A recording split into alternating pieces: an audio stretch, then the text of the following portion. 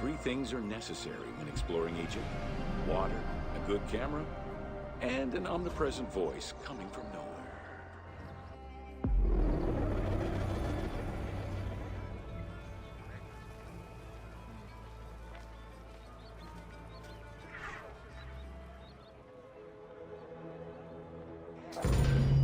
Welcome to the Siege of Alexandria.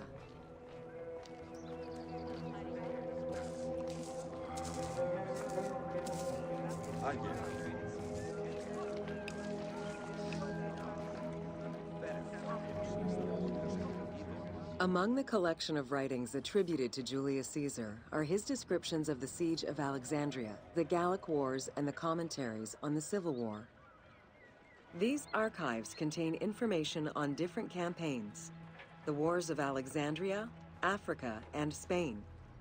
Each of them recounts Caesar's military activity from 58 BCE to 45 BCE. Though Caesar's documents remain a main source of information, it's important to note that the perspective is limited. It is necessary for other historical documents to be taken into consideration to provide a better understanding of events.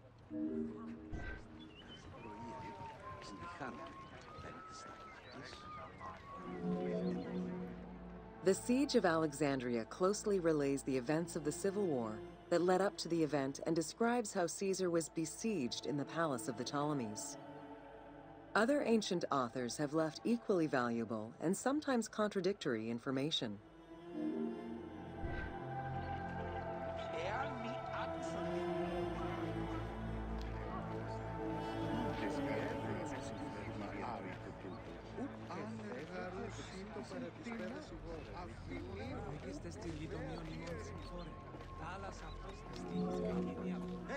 In the events leading up to the Siege of Alexandria, Cleopatra VII and her brother were fighting over control of Egypt. Young King Ptolemy XIII's regent, Pothinus, had firm control over the young pharaoh, and an outmaneuvered Cleopatra soon went into hiding. This set the stage for Pompey's arrival in Alexandria. Having lost his battle against Caesar in 48 BCE, the Roman general turned to his allies, the Egyptians, for safe harbor. But on the advice of Pothinus, Ptolemy XIII had Pompey assassinated in the hopes of earning Caesar's favor. This would turn out to be a most unfortunate decision.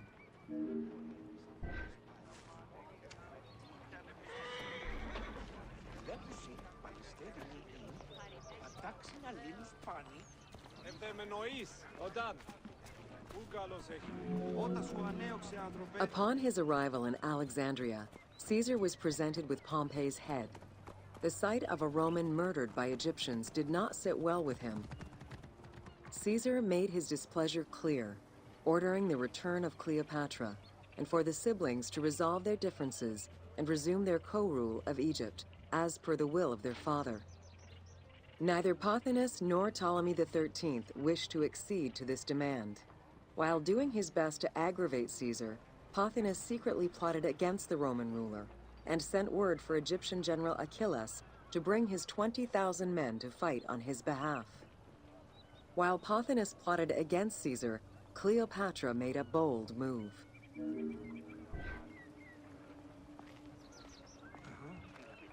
Άνθρωπε, εν θα δείστη, απάντησον μη.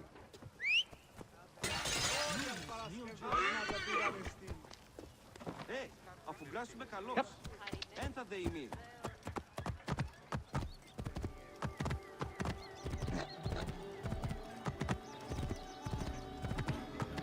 Ήσασταν μόνοι δύο κατά σχέση.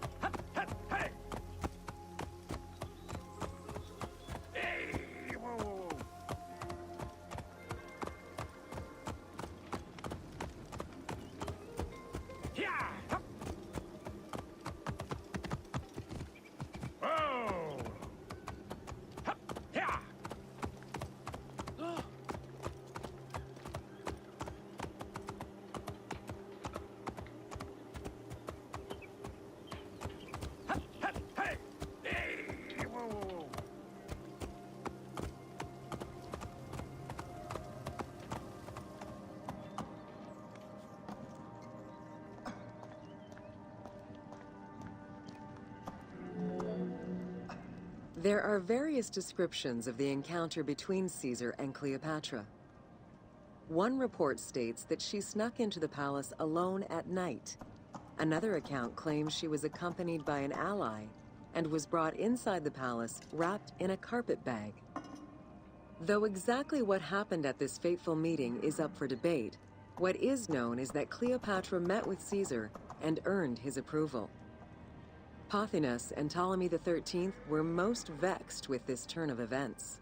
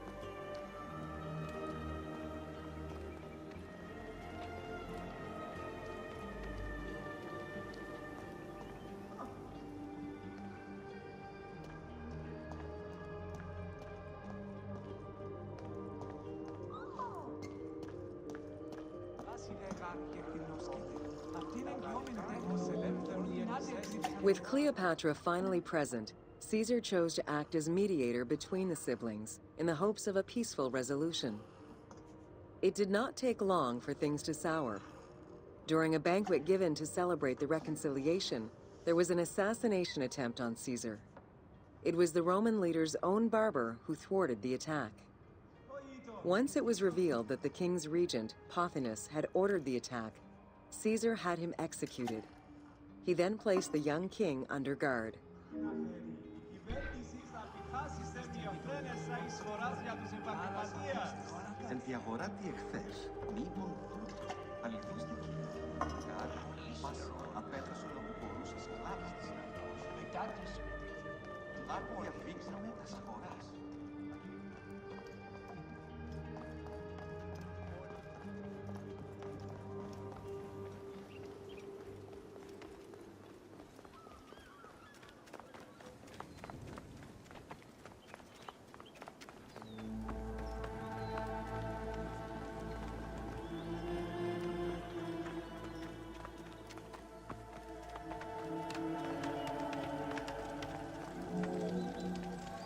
Caught within the palace with roughly 4,000 troops, and with the knowledge that the arrival of enemy forces was imminent, Caesar sent for help from Syria, Rhodes, and Cilicia.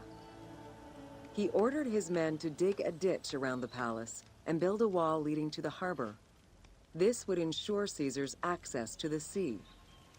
When Egyptian General Achilles arrived in the city with 20,000 men, the battle for Alexandria began.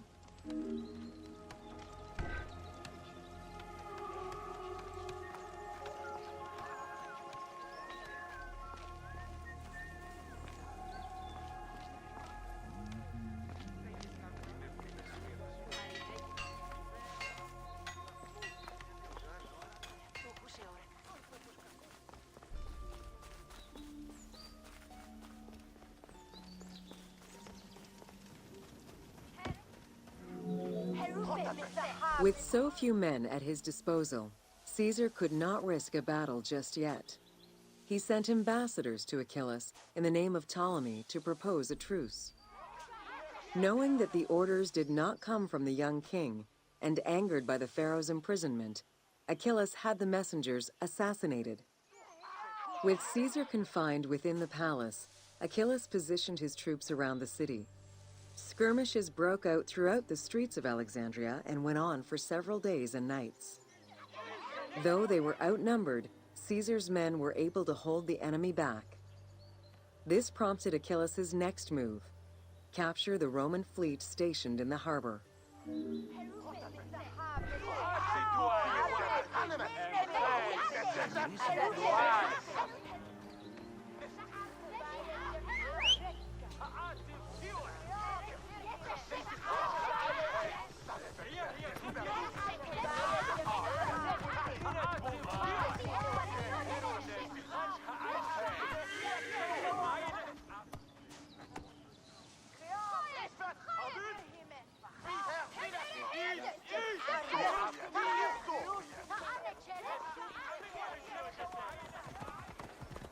Της οφθαλμής γαρ, μία νέα νεογή.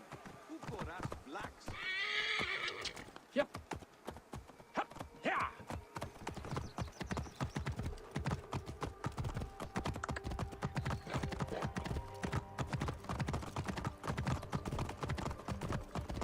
Παύλε, αμελή άνθρωπε.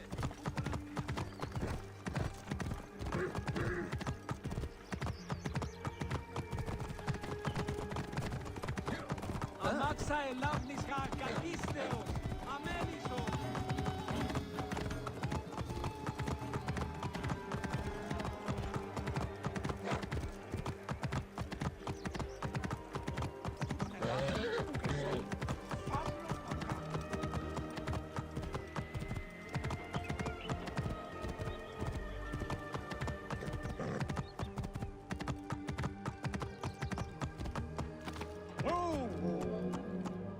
Although the palace offered protection, losing the port meant the end of help and supplies.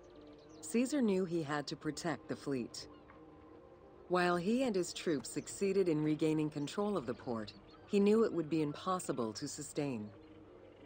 Caesar ordered the burning of the ships. With passage back to the palace closed off, he headed for the lighthouse of Alexandria. Yeah. Hup.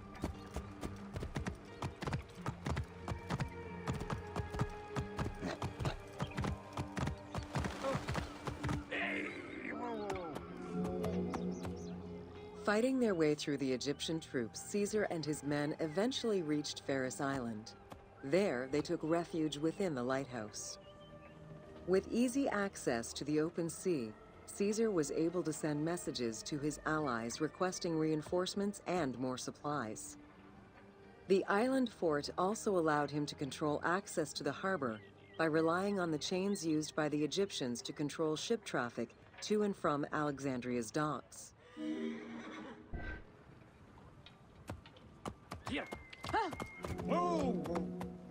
The exact chronology of events during the war in Alexandria remain imprecise. Conflicting accounts raise questions as to when, and even if, the Great Library of Alexandria was burned down at all.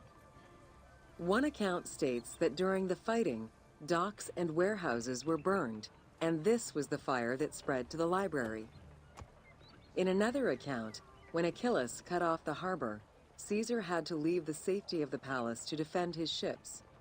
As the enemies battled across the port, their arsenals set ships ablaze, and this destruction spread to the library.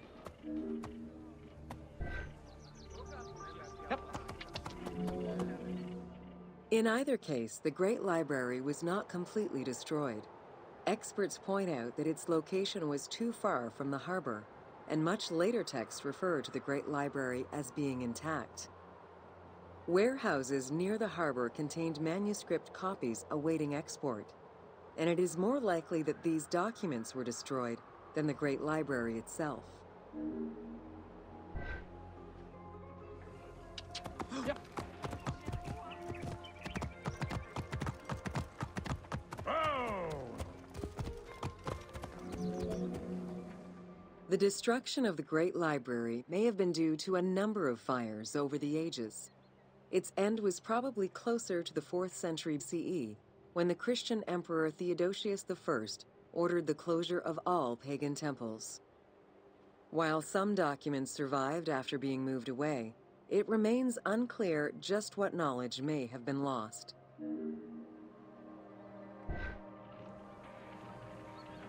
Yeah. Where there are accounts of Achilles being in control of the battle against Caesar, it appears that instead Cleopatra's sister, siding with her brother, had him killed and put her ally Ganymedes in his place. Ganymedes proved a valuable tactician for the Egyptian side. It was his idea to cut Caesar's access to the harbor, thus trapping Caesar at the palace.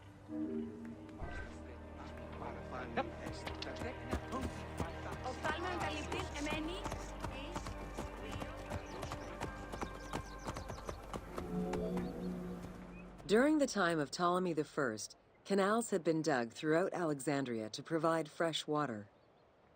Ganymedes had his men take control of these canals. After isolating their own water supply, he had his men pour salt water into the canals and cisterns that led to Caesar's camp.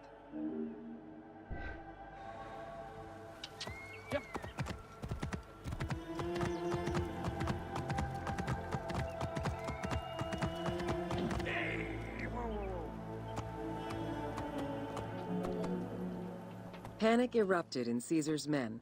They wouldn't last long without fresh water. Recognizing that the porous limestone could help them, Caesar and his men dug wells to restore their water supply. Days later, the 37th Legion, comprised of Pompey's soldiers, arrived by ship. Unable to come ashore due to the winds, Caesar risked going out to meet them on the peninsula, Cape Chersonese. When the enemy learned Caesar's location, they rushed to intercept.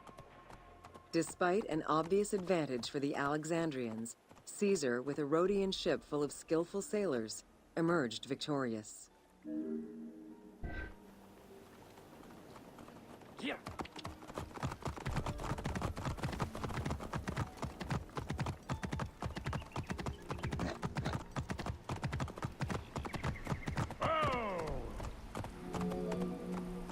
With help from the Allied ships, Caesar's victory enabled him to push the Egyptians back and secure the lighthouse. Gaining control of Pharos Island sent the Alexandrians into the sea and swimming back to the city. However, Caesar's fortification of the island didn't last long. The enemy regrouped and were set to storm the island.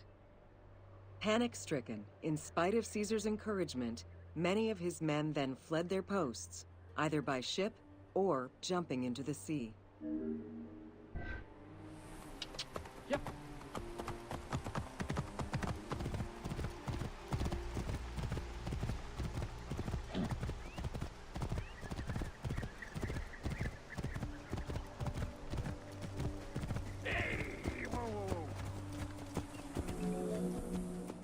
Caesar attempted to retreat, but Port Eunostos' harbor was overrun with enemy ships, preventing escape. Reportedly, Caesar gathered his papers and leapt overboard in an attempt to swim to an Allied ship farther out.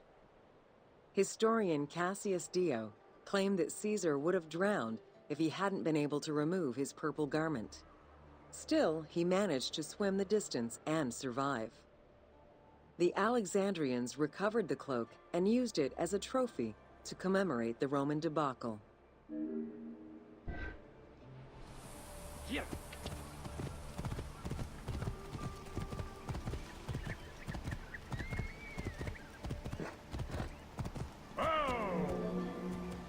Unhappy with Ganymedes and wanting their king restored, the Alexandrians approached Caesar with a compromise. Caesar agreed to release Ptolemy XIII after entreating him to spare the kingdom and remain loyal to Rome. Once freed, however, the king defied the agreement and continued the war. Yep.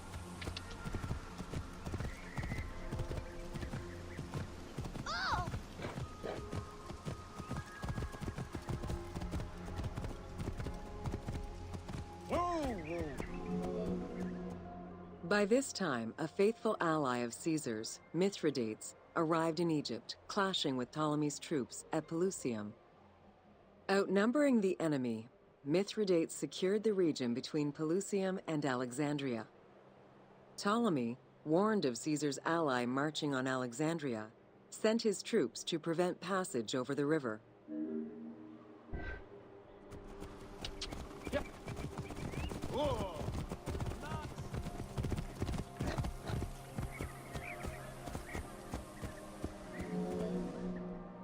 Mithridates warned Caesar in time, and the two groups confronted the armies of Ptolemy in the Delta.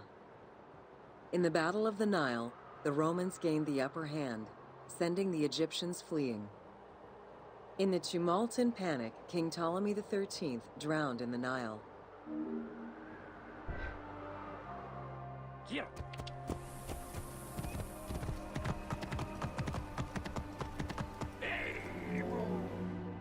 After the siege ended, Cleopatra VII married her younger brother, Ptolemy XIV, enabling her to reign over Egypt until 30 BCE. Under her rule, Alexandria settled into its position within the Roman Empire and eventually surpassed Athens as one of the most important cities in the Roman Empire. Julius Caesar remained in Egypt for a short time. He and Cleopatra would later have a son named Caesarion.